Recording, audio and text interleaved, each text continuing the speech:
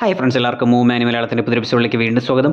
Joju George തിരക്കഥ എഴുതി സംവിധാനം ചെയ്ത് മെയിൻ കഥാപാത്രത്തെയും അവതരിപ്പിച്ചു വന്ന പണി എന്ന ചിത്രം കണ്ടതിന് ശേഷം എനിക്ക് അതിൽ നിന്നും കണ്ടെത്താൻ സാധിച്ചിട്ടുള്ള കുറച്ച് കാര്യങ്ങളാണ് ഇന്നത്തെ എപ്പിസോഡിലൂടെ നിങ്ങളുമായി ഷെയർ ചെയ്യാനായി പോകുന്നത്.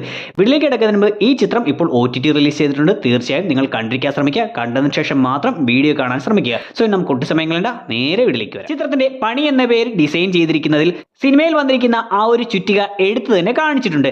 എന്നാൽ ഇതുകൂടാതെ ന എന്ന അക്ഷരമൊന്ന് സൂക്ഷിച്ചു നോക്കുകയാണെങ്കിൽ അതിന്റെ ആ ഗ്യാപ്പുകൾക്കിടയിൽ ചിത്രത്തിൽ അവർ ഉപയോഗിക്കുന്ന മറ്റൊരു ആയുധമായി കാണിക്കുന്ന ആ സ്ക്രൂ ഡ്രൈവറിന്റെ ചിത്രവും അതിൽ ഉൾപ്പെടുത്തിയിട്ടുണ്ടെന്ന് മനസ്സിലാക്കാം. സിനിമ തുടങ്ങുന്നതിന് മുന്നേ ചില വാചകങ്ങൾ എഴുതി കാണിച്ചിട്ടുണ്ട്. Fear is reaction, courage is decision and the pain changes people എന്നിങ്ങനെയുള്ള കാര്യങ്ങൾ എഴുതി കാണിച്ചിട്ടുണ്ട്. സോ ഇത് തന്നെയാണ് സിനിമയുടെ മെയിൻ തീമായി കാണിച്ചിരിക്കുന്നതും. അതായത് ഈ ഡോൺ, സിജൂട്ടൻ എന്നീ ക്യാരക്ടറുകളെ അവസാനം ഗിരി ഇടിച്ചതിന് ശേഷം പോലും അവർക്ക് പെയിൻ ഒന്നും ഉണ്ടാകുന്നില്ല, വേദനയൊന്നും ഉണ്ടാകുന്നില്ല എന്ന് പറയുന്നുണ്ട്. എന്നാൽ ആ ബോംബ് പൊട്ടിച്ച് സിജൂട്ടനെ കൊല്ലുന്ന സമയത്ത് പെട്ടെന്ന് അതുവരെ ചിരിച്ചുകൊണ്ട് വേദനയൊന്നും ഇല്ല എന്ന് പറഞ്ഞുകൊണ്ടിരുന്ന ഡോണിന്റെ മുഖഭാവമെല്ലാം പെട്ടെന്ന് മാറുന്നതായും അയാൾ പേടിക്കുന്നതായിട്ടുമെല്ലാം കാണിക്കുന്നുണ്ട്. ഇതുപോലെ തന്നെ ഡേവി ഡോണിന്റെ അച്ഛനെ കൊണ്ട് തല്ലുന്ന സമയത്തും അതുവരെ സന്തോഷിച്ചുകൊണ്ടിരുന്ന ഡോണിന്റെ മുഖഭാവം പെട്ടെന്ന് മാറുന്നതായി കാണിക്കുന്നുണ്ട്. സോ ഇതിലൂടെയെല്ലാം അവിടെ ആ പെയിൻ എന്ന് പറയുന്നത് സ്വന്തം ശരീരത്തിന് മുറിവേൽക്കുമ്പോഴല്ല, പകരം തങ്ങൾക്ക് വേണ്ടപ്പെട്ടവർക്ക് വേദനിക്കുമ്പോഴാണ് അത് തങ്ങളുടെ വേദനയായി മാറുന്നതെന്നും അവിടെ ആ ലൈനിൽ പറഞ്ഞിരിക്കുന്നത് പോലെ തന്നെ പെയിൻ ആളുകളെ ചേഞ്ച് ചെയ്യുന്നു എന്നതുപോലെ ആ വേദന തങ്ങളുടെ സ്വഭാവത്തെ മാറ്റുന്നതെന്നും കാണിക്കുന്നു. കൂടാതെ ഇവിടെ എഴുതി കാണിക്കുന്ന ഈ 3 സെന്റൻസുകളിൽ ആദ്യത്തെ 2 എഴുതിയിട്ടുള്ള ഒരു ടീഷർട്ട് ഈ ഒരു ക്യാരക്ടർ സിനിമയിലെ 2-3 സീനുകളിൽ ഇടുന്നതായി കാണിച്ചിട്ടുണ്ട്. സിനിമയുടെ തുടക്കത്തിൽ ഈ ഡോണും സിജൂട്ടനും സുരേഷിനെ കൊല്ലാനായി വർക്ക്ഷോപ്പിൽ നിന്നും പോകുന്ന സമയത്ത് ഒരു കാറിനെ ക്രോസ് ചെയ്യുന്നതായി കാണിക്കുന്നുണ്ട്. സോ ആ സമയം ആ കാറിനുള്ളിൽ ആരാണെന്നൊന്നും കാണിക്കുന്നില്ലെങ്കിലും പിന്നീട് ജോജു ജോർജിന്റെ ഇൻട്രൊഡക്ഷൻ സീനിൽ അയാൾ ഓടിച്ചുകൊണ്ടിരിക്കുന്ന ആ സെയിം വണ്ടി തന്നെയായിരുന്നു ഇവർ ആദ്യം ക്രോസ് ചെയ്തതെന്നും കാണിക്കുന്നുണ്ട്. അതുപോലെ തന്നെ ഗിരി എന്ന ക്യാരക്ടറും അയാളുടെ റിലേറ്റീവ്സും ഈ സിനിമയിൽ ഉപയോഗിക്കുന്ന കൂടുതൽ വണ്ടികൾക്കും 5 എന്ന ആ ലെറ്റർ ഉപയോഗിച്ചിരിക്കുന്നതായി കാണാം. 5, 55, 50 തുടങ്ങിയ രീതിയിൽ ഈ ഒരു നമ്പറിനെ, 5 എന്ന നമ്പറിനെ ഒരുപാട് സീനുകളിൽ ഇവരുടെ വണ്ടിയിൽ യൂസ് ചെയ്തിട്ടുണ്ട്. ഒരുപക്ഷെ ജോജു ജോർജിന് ഒരു ഡിഫൻഡർ വണ്ടി ഉണ്ടെന്നും ആ വണ്ടിയുടെ നമ്പർ 0005 ആണെന്ന് നമുക്കറിയാം. സോ ഇതുകൊണ്ടായിരിക്കാം ജോജു ജോർജിന് ഇഷ്ടപ്പെട്ട 5 എന്ന നമ്പർ തന്നെ ഇത്തരം വണ്ടികളിൽ യൂസ് ചെയ്തിരുന്നത്. കൂടാതെ സിനിമയുടെ ഏറ്റവും ഒടുവിൽ കാണിക്കുന്നതും ഇത്തരത്തിലുള്ള ജോർജു ജോർജിന്റെ ഫേവറേറ്റ് ആയിട്ടുള്ള ഒരു ഡിഫൻഡർ വണ്ടി തന്നെയാണ്. സുരേഷിനെ കൊല്ലാനായിട്ടുള്ള കൊട്ടേഷൻ ഡോണിനെയും സിജൂട്ടനെയും ഏൽപ്പിക്കുന്നത് ആദ്യം ജോഷിയാണെന്നാണ് നമ്മൾ കരുതുന്നത്. എന്നാൽ പിന്നീട് സുരേഷിന്റെ ചേട്ടന്റെ മക്കളായിരുന്നു ഇതിന് പിന്നിലെന്ന് കാണിക്കുന്നുണ്ട്. ഇവരെ ആദ്യമായി നമ്മളെ എടുത്തു തന്നെ കാണിക്കുന്നത് സുരേഷിന്റെ സംസ്കാര ചടങ്ങിലാണ്. പിന്നീട് ഇവർ ഡോണിനെയും സിജൂട്ടനെയും ഹോസ്പിറ്റലിൽ വന്ന് കാണുന്ന സമയത്തും എടുത്തു കാണിച്ചിട്ടുണ്ട്. എന്നാൽ ഇതിനെല്ലാം മുന്നേ തന്നെ സുരേഷിനെ കൊന്നതിന് ശേഷം ഡോണും സിജൂട്ടനും ഒരു തുണിക്കടയിൽ ചെന്ന് ഡ്രസ്സ് എടുക്കുന്ന സമയത്ത് അവിടേക്ക് ജയരാജിനെ കാണാനായി ഗിരി വരികയും അവിടെ നിന്ന് ജയരാജുമായി തിരിച്ചിറങ്ങി പോകുമ്പോൾ സുരേഷിന്റെ ചേട്ടന്റെ മക്കളിലെ ഇയാൾ അവിടേക്ക് കയറി വരുന്നതായി കാണിക്കുന്നുണ്ട്. സോ അതിന്റെ കണ്ടിന്യൂഷൻ സീനൊന്നും ആ ഭാഗത്ത് എവിടെയും കാണിച്ചിട്ടില്ലെങ്കിൽ കൂടി ഇവർ ഡോണിനെയും സിജൂട്ടനെയും ഫോളോ ചെയ്തിരുന്നുവെന്നും കാര്യം നടത്തിയതിനു ശേഷം ഇവർ തുണിക്കടയിലേക്ക് പോകുമ്പോൾ അവിടെ വെച്ച് കാണാനായി പോവുകയാണെന്നും അനുമാനിക്കാം.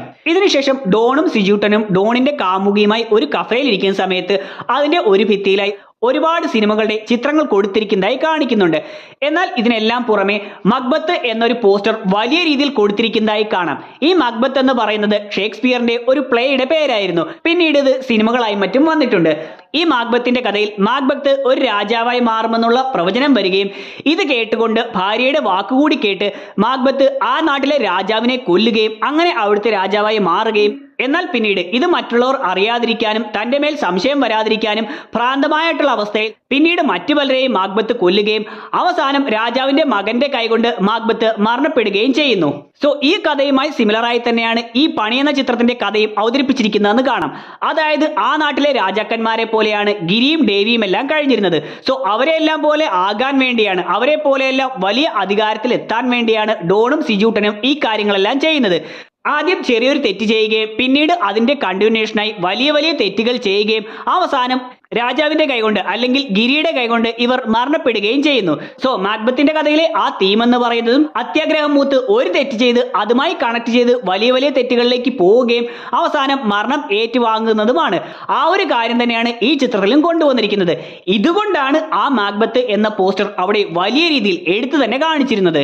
സൂപ്പർ മാർക്കറ്റിൽ വെച്ച് ഗൗരിയോട് ഡോൺ മോശമായി പെരുമാറുകയും അതിനുശേഷം ഗിരി വന്നുകൊണ്ട് ഡോണിനെയും സിജൂട്ടനെയും ഇടിച്ചിട്ടതിനു ശേഷം സന്തോഷത്തോടുകൂടി ഗിരിയും ഗൗരിയും അവിടെ നിന്ന് പുറത്തേക്ക് പോകുമ്പോൾ ആ ഒരു സീനുമായി മാച്ച് ആകുന്നത് പോലെ തൊട്ടടുത്ത ഷോട്ടിൽ തന്നെ ആകാശത്തു കൂടി സന്തോഷത്തോടെ പറന്നു കിടക്കുന്ന രണ്ട് ഇണപ്പക്ഷികളെ കാണിക്കുന്നുണ്ട്. ഡേവിയുടെ ഭാര്യയായിട്ടുള്ള ജയയുടെ നല്ലൊരു ക്യാരക്ടർ ഡീറ്റെയിൽ ചിത്രത്തിൽ കൊണ്ടുവന്നിട്ടുണ്ട്. അതായത് ഈ ജയ്ക്ക് കമ്പ്യൂട്ടറുമായി നല്ല അടുത്ത ബന്ധമുണ്ടെന്ന്, അല്ലെങ്കിൽ ടെക്നോളജിപരമായി നല്ല അടുത്ത ബന്ധമുണ്ടെന്ന രീതിയിൽ ഡേവിയുടെ ആ ഓഫീസ് കാണിക്കുന്ന സമയത്ത് അവിടേക്ക് വന്നു കയറുന്ന ജയ കമ്പ്യൂട്ടറിന്റെ മുന്നിൽ ഇരിക്കുന്നതായും പിന്നീട് ഇവൾ തന്നെയാണ് ഗിരിയുടെ വീട്ടിൽ നിന്നും CCTV ദൃശ്യങ്ങളും മറ്റും കോപ്പി ചെയ്തെടുത്തിരിക്കുന്നതെന്നും കൂടാതെ പിന്നെയും ഈ ക്യാരക്ടർ തന്നെ കമ്പ്യൂട്ടർ ചെക്ക് ചെയ്യുന്നതായിട്ടുമെല്ലാം കാണിക്കുന്നുണ്ട്. സോ ഈ ഒരു ക്യാരക്ടറിന്റെ ആ കമ്പ്യൂട്ടറുമായിട്ടുള്ള കണക്ഷൻ ഇങ്ങനെ പല രീതിയിൽ കാണിച്ചിട്ടുണ്ട്. ഇത് കൂടാതെയും ടെക്നോളജി പരമായിട്ട് ഈ ഒരു ക്യാരക്ടറിനെ മറ്റൊരു രീതിയിലും കാണിച്ചിട്ടുണ്ട്. ആ കാര്യം വീഡിയോയുടെ അവസാന ഭാഗത്തിലേക്ക് പറയാം. നമുക്ക് അടുത്ത ഡീറ്റെയിൽ നോക്കാം. ഡേവിയുടെ മരണത്തിന് ശേഷം തിരിച്ച് വിഷമിച്ചു പോകുന്ന ഗിരിയെ ഒരു പാലത്തിൽ വെച്ച് ഡോണും സിജൂട്ടനും ചേർന്ന് വെടിവെക്കുന്നതായി കാണിക്കുന്നുണ്ട്. സോ ആ പാലത്തിൽ കാർ കുറെ ദൂരം ചെന്നതിന് ശേഷം നിൽക്കുന്നതായും അവിടെ ഗിരി കാറിൽ നിന്നും പുറത്തിറങ്ങി വന്നതിന് ശേഷമാണ് ആ പാലത്തിന്റെ അറ്റത്തായിട്ട് ബൈക്കിന്റെ മറവിൽ സിജൂട്ടനും ഡോണും ഉണ്ടെന്ന് കാണുന്നത്. എന്നാൽ ഇതിനെല്ലാം മുന്നേ തന്നെ ഗിരിയുടെ കാർ ആ പാലത്തിലേക്ക് വന്ന് കയറുന്ന സമയം തന്നെ ആ പാലത്തിന്റെ അറ്റത്തായി ആ ബൈക്ക് ഇരിക്കുന്നതായി നമ്മളെ വ്യക്തമായി തന്നെ കാണിച്ചിരുന്നു. മറ്റൊന്ന്, ഗിരിയുടെ കസിനായിട്ട് വരുന്ന സജി എന്ന ക്യാരക്ടറിനെ കാണിക്കുമ്പോൾ എല്ലാ സീനുകളിലുമല്ല, എന്നാൽ മിക്ക സീനുകളിലും അയാളുടെ ഷർട്ടിന്റെ വലതുഭാഗത്തായി കൃഷ്ണന്റെയോ അല്ലെങ്കിൽ കൃഷ്ണന്റെയും രാധയുടെയുമോ കൃഷ്ണനെ സൂചിപ്പിക്കുന്ന ആലിലയുടെയും എല്ലാം ചിത്രം കൊടുത്തിരിക്കുന്നതായി കാണിക്കുന്നുണ്ട്. സോ ഇതിൽ നിന്നെല്ലാം ഈ ഒരു ക്യാരക്ടർ ഒരു കൃഷ്ണ ഭക്തനാണ് എന്ന് കാണിക്കുന്നു. മറ്റൊന്ന്, ചിത്രത്തിന്റെ ഇടയ്ക്ക് ഒരു അടിച്ചുപൊളി പാട്ട് വരുന്നുണ്ട്. ഒരു ഹൗസ് വാമിങ്ങിന്റെ ആഘോഷം നടക്കുന്നത് പോലെയാണ് അവിടെ കാണിച്ചിരിക്കുന്നത്. എന്നാൽ ഇതേ സമയം തന്നെ ഗിരി, ഗൗരി, ഡേവി, സജി എന്നിവരെല്ലാം വിഷമിച്ചിരിക്കുന്നത് കൊണ്ട് അവരുമായി കണക്ട് ചെയ്തു വരുന്നത് പോലെയാണ് ഈ ആഘോഷപ്പാട്ടിന്റെ വരികൾ എഴുതി വച്ചിരിക്കുന്നത്. മറന്നാടുപുള്ളെ, മുറിപ്പാടുകളെ, അകമേ നീറുന്നോനെ തുടങ്ങി ഒരുപാട് വിഷമമുള്ള ഘട്ടത്തിൽ പോലും സന്തോഷിക്കൂ, സന്തോഷത്തോടെ മറന്നാടു എന്നുള്ള രീതിയിലാണ് മനോഹരമായി ആ വരികൾ എഴുതി ചേർത്തിരുന്നത്. അടുത്തത്, ഡോണും സിജൂട്ടനും ചേർന്ന് ഏതെല്ലാം രീതിയിലാണോ ഈ കാര്യങ്ങളെല്ലാം ചെയ്തിരുന്നത്, ഇവരെല്ലാം ഉപദ്രവിച്ചിരുന്നത്, അതേപോലെ തന്നെയാണ് തിരിച്ചും ഇവർ എല്ലാ കാര്യങ്ങളും ചെയ്യുന്നതായി കാണിക്കുന്നത്. അതായത് ഗിരിയെ ഇവർ രണ്ടും വെടിവെക്കുന്നത് ഒരു പാലത്തിൽ നിന്നുകൊണ്ടാണ്. തിരിച്ച് അതേപോലെ പാലത്തിൽ വെച്ച് തന്നെയാണ് ഗിരി ഇവരെ രണ്ടിനെയും ഇടിച്ച് വെള്ളത്തിലേക്ക് തെറിപ്പിക്കുന്നതായി കാണിക്കുന്നത്. കൂടാതെ സുരേഷിനെ കൊല്ലുന്ന സമയത്ത് ശബ്ദം കേൾക്കാതിരിക്കാനായി കുറച്ച് ദൂരെ ഇരുന്ന ഒരു സ്പീക്കർ ഇവർ എടുത്തുകൊണ്ട് അതിന്റെ തൊട്ടടുത്ത് വെച്ചുവെന്ന് പോലീസ് പറയുന്നുണ്ട്. ഈ കാര്യം ആദ്യ ഷോട്ടുകളിൽ തന്നെ നമുക്ക് കാണാം.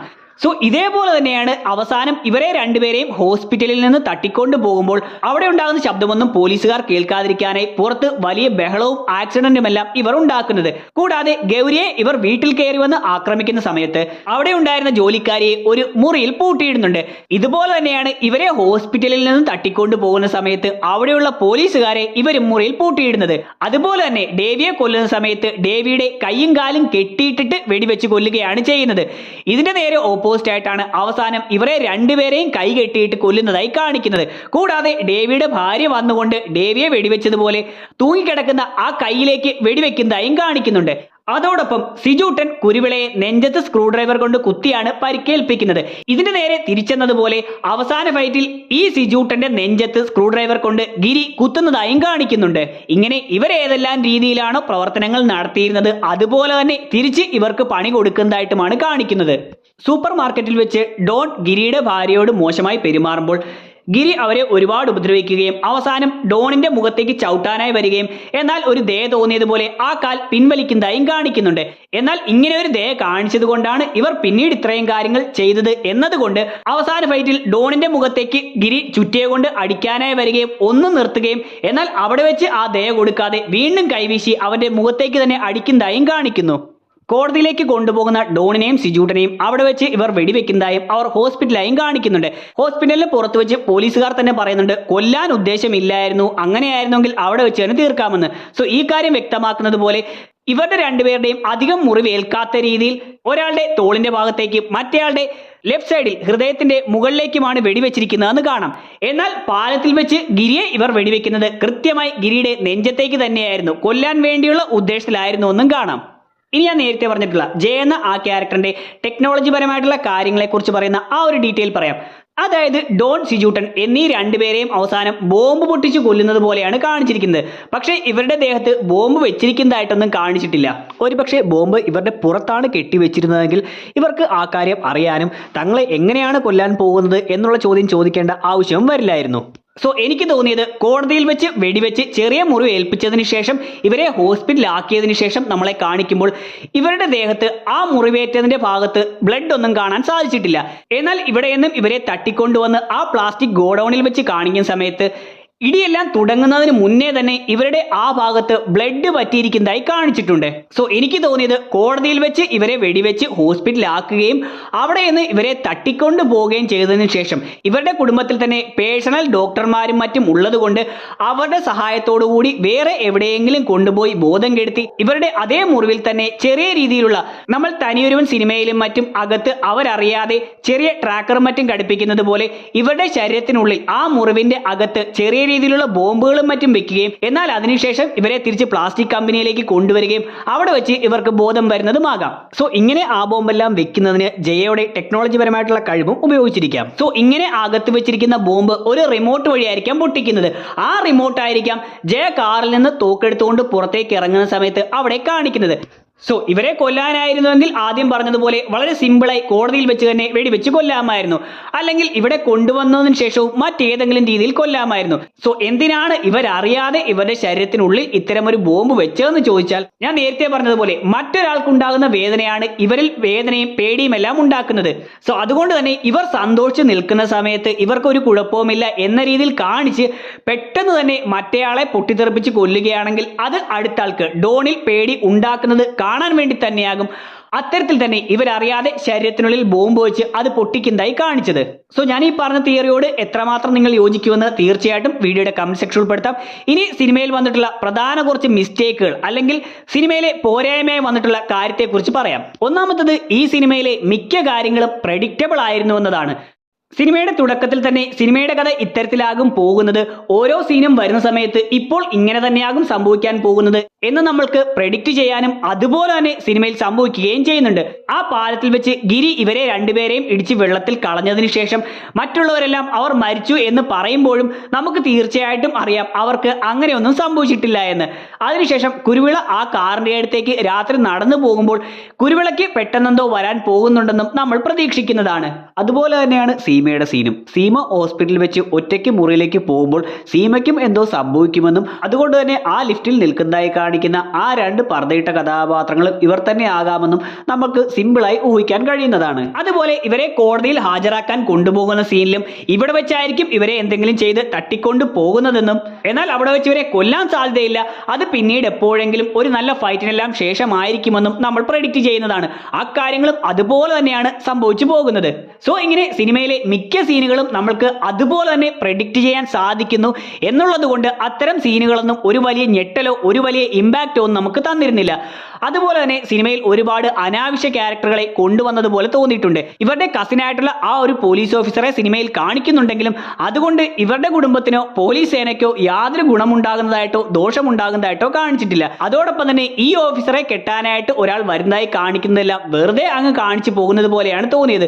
കൂടാതെ ഇവരുടെ സീനിയർ ആയിട്ടുള്ള ഓഫീസർക്ക് ഗൗരിയെ പണ്ട് ഇഷ്ടമായിരുന്നു എന്നെല്ലാം പറയുന്നതിനും സിനിമയിൽ പിന്നൊരു കണ്ടിന്യൂഷൻ കൊണ്ടുവരാൻ സാധിച്ചിട്ടില്ല. മറ്റൊന്ന്, ഈ ഗിരിക്കും ഡേവിക്കുമെല്ലാം 100-400 പേരടങ്ങുന്ന ഒരു വലിയ സംഘം ഉണ്ടായിട്ട് പോലും അവരെല്ലാം കാവൽ നിൽക്കുന്ന ഹോസ്പിറ്റലിലേക്കും മറ്റും ഡോണും സിജൂട്ടനും എല്ലാം വളരെ സിമ്പിളായി വരികയും അവിടെ വെച്ച് മറ്റുള്ളവരെ ഉപദ്രവിക്കുകയും അവിടെ നിന്ന് പോകുന്നതായിട്ടുമാണ് കാണിക്കുന്നത്. ആ സമയം അവർ പർദ്ദയെല്ലാം ഇട്ടാണ് വരുന്നതെങ്കിൽ പോലും 100-400 പേരടങ്ങുന്ന ഗുണ്ടകളും മറ്റു പോലീസുമെല്ലാം ഇത്രയും സെർച്ച് ചെയ്യുന്ന സ്ഥലത്ത് ഇവർ ഈ പർദ്ദയെല്ലാം വളരെ സിമ്പിളായി ഒപ്പിച്ചുകൊണ്ട് വളരെ സിമ്പിളായി ഇവിടേക്ക് കടന്നു വന്ന് ഇത്തരം കാര്യങ്ങൾ ചെയ്ത് അതും ഇവരുടെ മുന്നിൽ വെച്ച് തന്നെ പർദ്ദയിട്ടുകൊണ്ട് ആണുങ്ങളുടെ ശബ്ദത്തിൽ ഫോൺ ചെയ്തിട്ടും ഇവരാരും ശ്രദ്ധിക്കുന്നില്ല, പിടിക്കുന്നില്ല എന്നെല്ലാമാണ് കാണിക്കുന്നത്. ഇവരെ പിടിക്കുന്നതാണെങ്കിൽ ഇവർ പോലീസിന് പിടി കൊടുക്കുമ്പോൾ മാത്രവും. അതുപോലെ സിനിമയുടെ ക്ലൈമാക്സിൽ എൻഡിങ്ങിലും എനിക്ക് പേഴ്സണലായിട്ട് അത്ര തൃപ്തി തോന്നിയില്ല. കാരണം ഈ രണ്ടുപേർ ഡോൺ സിജൂട്ടൻ എന്നിങ്ങനെ പറയുന്ന രണ്ടുപേരും അത്ര ക്രൂരമായിട്ടാണ് ഇവരുടെ കുടുംബത്തെ എല്ലാം ഉപദ്രവിക്കുന്നത്.